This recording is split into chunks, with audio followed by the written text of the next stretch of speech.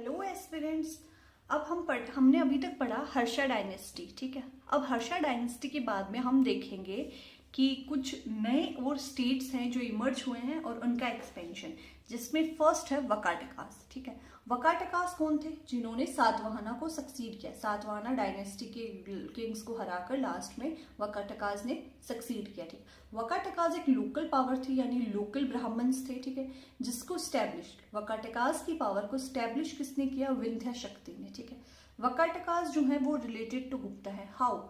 Because जो Chandragupta second थे उनकी जो शादी हुई थी वो चंद्रगुप्ता सेकंड की जो डॉटर है प्रभावती, उनकी शादी हुई थी वकाटका के प्रिंस रुद्रसेना वन से, ठीक है। इनकी शादी हुई थी, इसलिए ये गुप्ता डायनेस्टी से रिलेटेड है।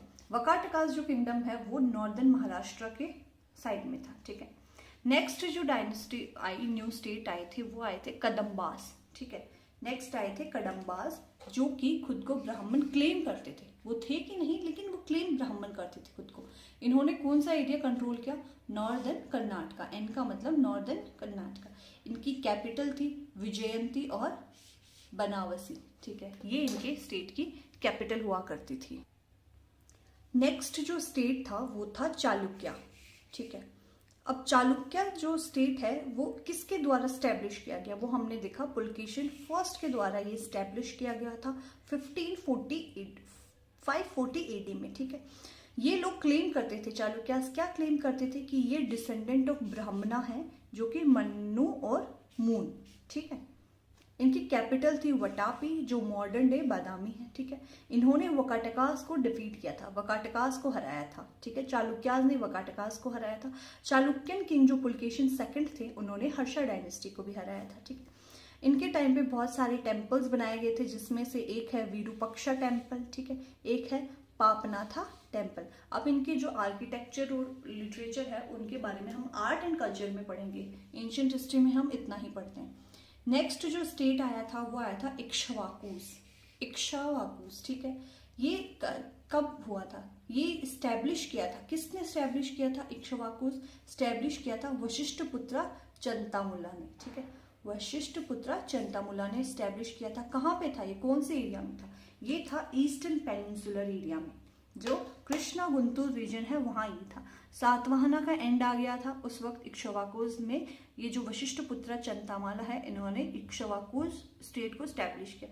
इसके एविडेंस कहाँ मिलते हैं? हमें एविडेंस मिलते हैं मॉन्यूमेंट्स जैसे कि नागार्जुना कोंडा और धरानाई कोटा।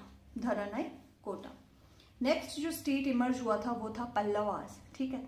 अब इक्ष्वाकुस के बाद में आया था पल्लवास, जो कि एक लोकल ट्राइब थी। पल्लवास कौन थे? एक लोकल ट्राइब थी, ठीक है, जिनकी अथॉरिटी, जिनका राज कहाँ तक था? तोंडई नाडु में था। इनकी कैपिटल थी कांची, ठीक है। पल्लवास की जो कैपिटल थी वो थी कांची। इनके जो राजा हुए उनमें एक राजा थे नरसिम्हा वर्मन, जो कि राजा थे, ठीक है। इन्होंने क्या किया? नरसिम्हा वर्मन ने जो है वो क्या कर लिया? चालुक्य जो स्टेट था उनकी जो कैपिटल थी वटापी, उसको ऑक्यूपाई कर लिया था और इन्होंने खुद को टाइटल किया, इन्होंने टाइटल अडॉप्ट किया वटापी कोंडा, मतलब वटापी को ऑक्यूपाई करने वाला वटापी कोंडा। पल्लवास के भी कुछ आर्किटेक्चर हम देखते हैं। पल्लवास के टाइम पे स्टोन टेम्पल्स काफी बनाए गए। 7th और 8th सेंचुरी में इनका काफी कंट्रीब्यूशन रहा स्टोन टेम्पल्स में, जिसमें एक था रथ टेम्पल, जिसको महाबलीपुरम भी बोला गया है, जो कि नरसिम्हा वर्मन के द्वारा बनाया गया था।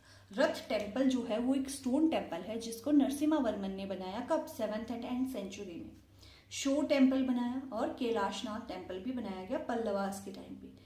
3 टाइप्स ऑफ विलेजेस हुआ करते थे इनके टाइम पे, जिनमें एक को बोला गया है उर, एक को बोला गया है सभा और एक है नगरम। अब ये 3 टाइप के विलेजों में कौन कौन रहता था? उर जो है यूजुअल विलेज, नॉर्मल विलेज, जिसमें पीजेंट वगैरह या सब लोग रहते हैं। सभा brahmadeya village, land granted to Brahmins, मतलब वो वाले विलेज जो ब्राह्मण, जहाँ पे ब्राह्मण रहते हैं, जो जमीनें ब्राह्मणों को दान में दे दी गई हैं, वैसे वाले विलेजों को बोला जाता था सभा। नॉर्मल पीजेंट जहाँ रहते थे उन गांवों को बोला जाता था उर। और एक होता था नगरम, जहाँ village of trader and merchant और जो ट्रेडर्स थे उनके विलेज को बोला जाता था नगरम, ठीक है। तो ये हमारे न्यू स्टेट्स और उनका एक्सटेंशन भी हमने एंशिएंट हिस्ट्री में पढ़ लिया।